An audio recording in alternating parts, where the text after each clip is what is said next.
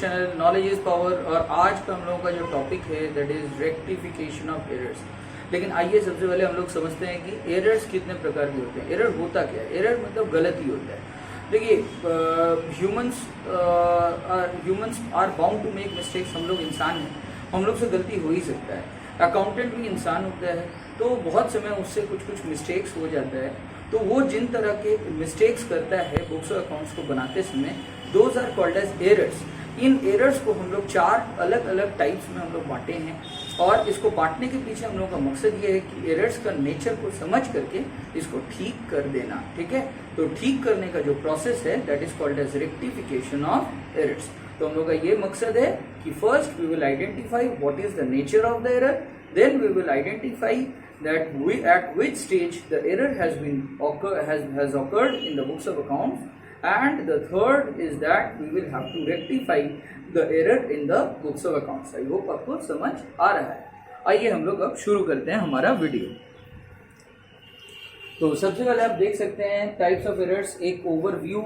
ठीक है, ये जस्ट एक अभी स्टार्टिंग में हम लोग ओवरव्यू खाली लेंगे, उसके बाद डिटेल्स में इसके बारे में हम लोग चर्चा करेंगे। तो दिस इज द ओवरव्यू। ठीक है, तो जस्ट ओवरव्यू। सबसे पहले है आपका एरर ऑफ ओमिशन। तो error of omission, error of commission, error of principle और कंपनसेटिंग एरर्स। तो these are the 4 major types of errors. Error of omission, error of commission, error of principle और fourth is compensating errors. तो आइए सबसे पहले overview लेते हैं इन चारों का। तो सबसे पहला पॉइंट है एरर ऑफ ओमिशन। ओमिशन का मतलब भूल जाना। ओमिट कर देना मतलब क्या हो जाना? कंप्लीटली भूल जाना, कोई चीज को रिकॉर्ड करना। तो omission means not recording a transaction in the books of accounts. तो यहाँ पे आप समझ ही पा रहे हैं इसका मतलब से ही कि यहाँ पे ट्रांजैक्शंस को बुक्स ऑफ अकाउंट्स में रिकॉर्ड करने में जब हम लोग भूल जाते हैं तो उसको हम लोग बोलते हैं एरर ऑफ ओमिशन। डिटेल हम लोग डिस्कशन करेंगे बाद में। अब हम लोग इसके बाद एरर ऑफ कमीशन। तो एरर ऑफ कमीशन का मतलब क्या हो गया? एरर ऑफ कमीशन का मतलब बेसिकली सिली मिस्टेक्स होता है अकाउंट्स में। जब भी हम लोग कमीशन वर्ड यूज करते हैं तो ये वो वाला कमीशन नहीं कि सेल्स के ऊपर सेल्समैन को या एजेंट को आप जो कमीशन देते हो। यहाँ पे इस पर्टिकुलर चैप्टर में कमीशन का मतलब होता है सिली मिस्टेक्स। सिली मिस्टेक्स कौन करता है? सिली मिस्टेक्स जो अकाउंट्स बनाता होगा, जो अकाउंटिंग क्लर्क होता है, उससे कभी कभी सिली मिस्टेक्स हो सकता है। सिली मिस्टेक बहुत तरह के हो सकते हैं, जैसे कि गलत अकाउंट में पोस्ट कर देना कोई एंट्री को, ऑल टुगेदर गलत अमाउंट लिख देना। जैसे कोई अमाउंट अगर 5000 है, आपने 50,000 लिख दिया, तो इस तरह के एरर्स को हम लोग बोलेंगे एरर ऑफ कमीशन। ठीक है, तो एरर ऑफ कमीशन। तो आइए देखते हैं इसका ओवरव्यू क्या कहते हैं। सिली मिस्टेक्स पहले ही सिली मिस्टेक्स मैंने बोल दिया। ठीक है, committed by the accounting clerk while recording entries in the books of accounts. तो बुक्स ऑफ अकाउंट्स में एंट्री करते समय जो सिली मिस्टेक्स हो जाता है अकाउंटिंग क्लर्क से, उनको हम लोग बोलते हैं एरर ऑफ कमीशन।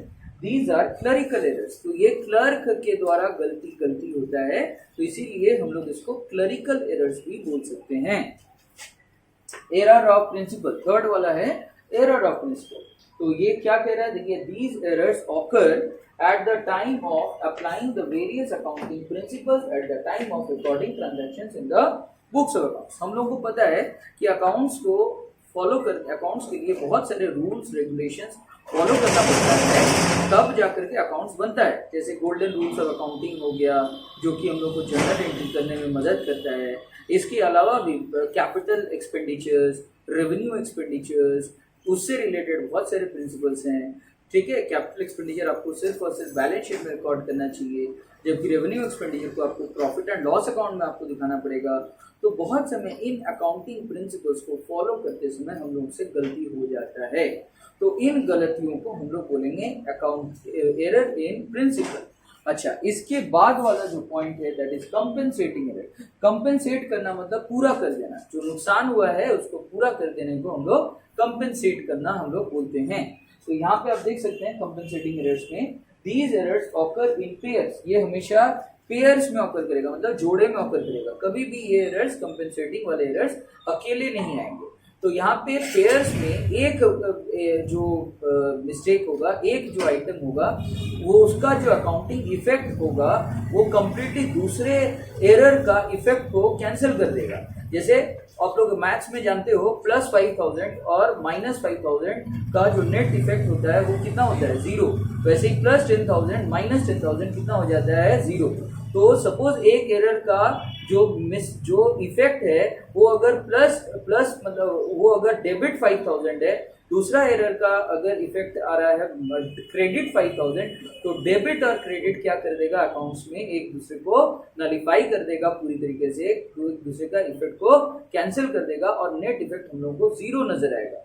तो जहां पे इस तरह के मिस्टेक्स करते हैं उस तरह के सिचुएशंस को हम लोग बोलते हैं कंपेंसेटिंग एरर्स, मतलब क्षति को पूरा कर देना, लॉस को कंपेंसेट कर देना, एरर को कंपेंसेट कर देना।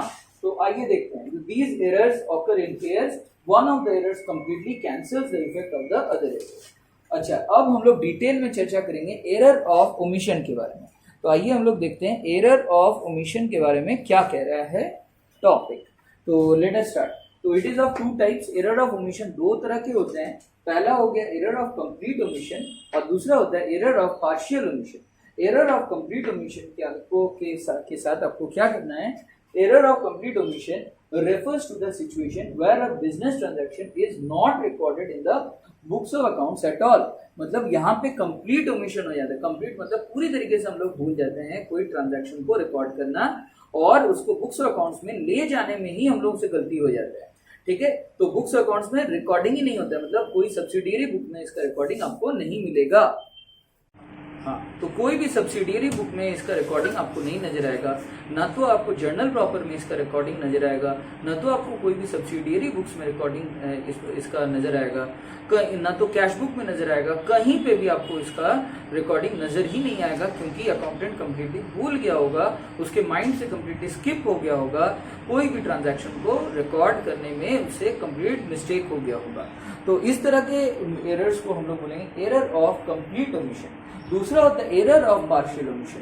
तो एरर ऑफ पार्शियल ओमिशन में जर्नल एंट्री तो पास होता है, लेकिन लेजर में ले जाने में हम लोग भूल जाते हैं, मतलब जर्नल एंट्री करके छोड़ देते हैं, लेजर में जो पोस्ट करना पड़ता है रिस्पेक्टिव लेजर अकाउंट्स में उसको हम लोग यहाँ पे भूल जाते हैं। जैसे कि सपोज करिए कि मान लीजिए कि हम लोगों ने सेल्स किया है to mister X, credit sales हुआ है 5,000 रुपीज का, तो हम लोग जर्नल एंट्री कर देते हैं X account debit to sales account credit 5,000, लेकिन एक्स का जो लेजर बनेगा, तो एक्स अकाउंट का जो लेजर बनेगा वहां पे जो 5,000 रुपीज, ये जो 5,000 रुपीज हम लोग रिकॉर्ड किए हैं उसको वहां पे पोस्ट करने में हम लोग से मिस्टेक हो जाता है, हम लोग भूल जाते हैं वहां पे।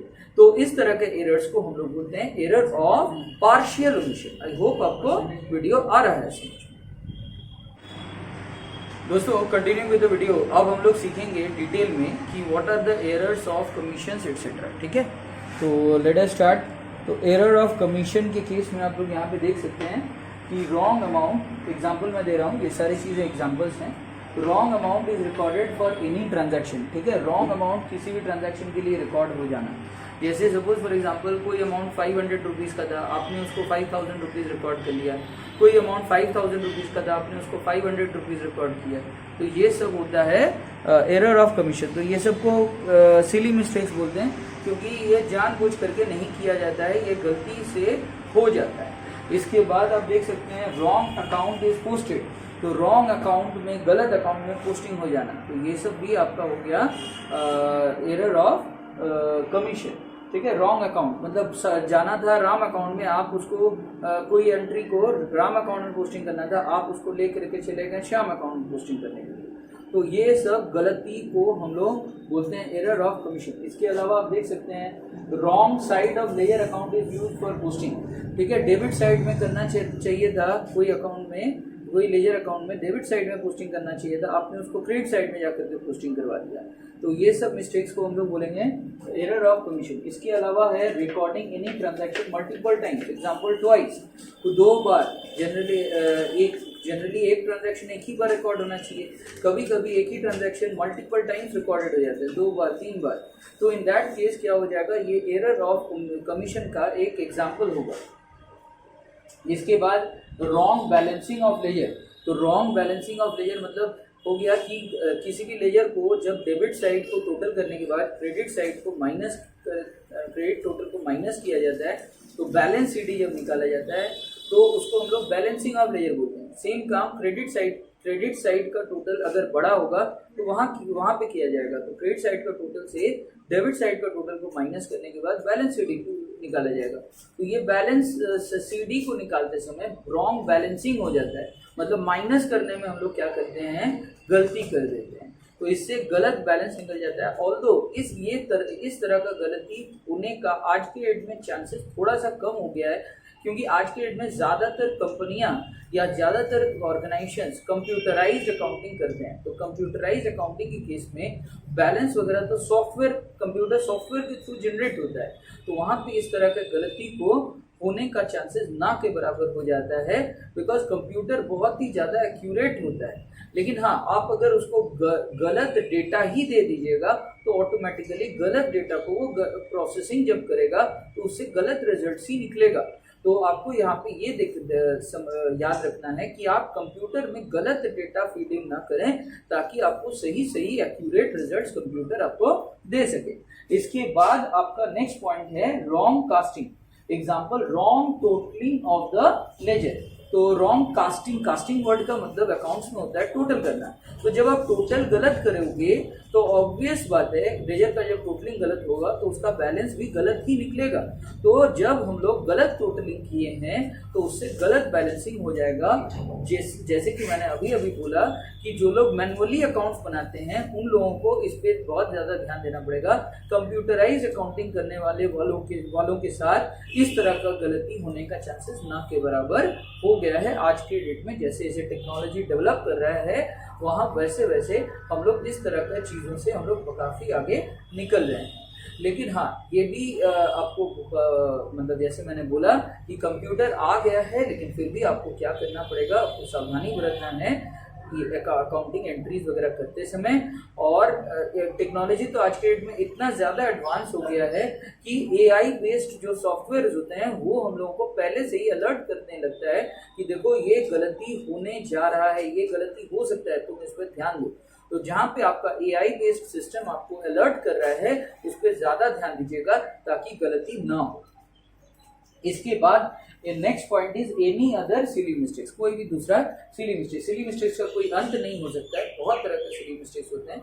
हम लोग बचपन में भी एग्जाम में बहुत सारे गलतियां किए हैं, प्लस करने में गलती, माइनस करने में गलती, इनटू करने में गलती, डिवाइड करने में गलती, इन सारे गलतियों को सिली मिस्टेक्स बोला जाता है। इन सिली मिस्टेक्स का कोई हिसाब नहीं होता है दोस्तों, बट अकाउंट्स में इन सारे गलतियों को, इन सारे सिली मिस्टेक्स को we will call them errors of commission.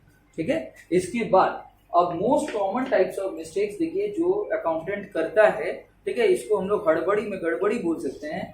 ठीक है, an amount of 494 written as 949। अब देखिए 494949 सेम फिगर्स को यूज कर रहा है, तो होता क्या है, अकाउंटेंट कभी कभी हड़बड़ी में रहता है तो वो गलत फिगर्स को मतलब यूज करने लगता है, मतलब वो 494 को गलती से 949 लिख देगा। इसके बाद an amount of 5742 written as 5472। तो देखिए सिमिलर लुकिंग आइटम्स है, 5742 सेम डिजिट यूज कर रहा है, 5472 सेम डिजिट्स यूज कर रहा है, तो गलती यह हो जाता है कि गलत आप फिगर्स लेने लग जाते हो। तो ये हम लोगों को ध्यान में रखना पड़ेगा। इसके बाद आप देख सकते हैं नेक्स्ट जो टाइप्स ऑफ एरर्स है, that is error of principle. तो एरर ऑफ प्रिंसिपल का मैंने एग्जांपल तैयार किया है। Capital expenditures, example new plant and machinery purchase, land and building purchase etcetera. तो दोस्तों कैपिटल एक्सपेंडिचर का मतलब होता है कोई भी बड़ा सा ह्यूज एक्सपेंडिचर जो कि कोई न्यू एसेट को जन्म देगा, कोई न्यू एसेट को खरीदने के लिए, कोई न्यू एसेट को कंस्ट्रक्ट करने के लिए आपने इस्तेमाल किया, जिससे कि आपको लॉन्ग टर्म इकोनॉमिक बेनिफिट्स मिलता रहेगा। जैसे कि आप एक बिल्डिंग कंस्ट्रक्ट करवाएंगे तो आपको ढेर सारा पैसा एक साथ इन्वेस्ट करना होगा, तो ये एक कैपिटल एक्सपेंडिचर कहलाएगा। इस कैपिटल एक्सपेंडिचर को बहुत ध्यान से इसका ट्रीटमेंट करिएगा, ये बैलेंस शीट में ही ले जाइएगा एसेट साइड। गलती से अगर इसको आप प्रॉफिट एंड लॉस अकाउंट में ले जाते हो तो वो हो जाएगा एरर ऑफ प्रिंसिपल।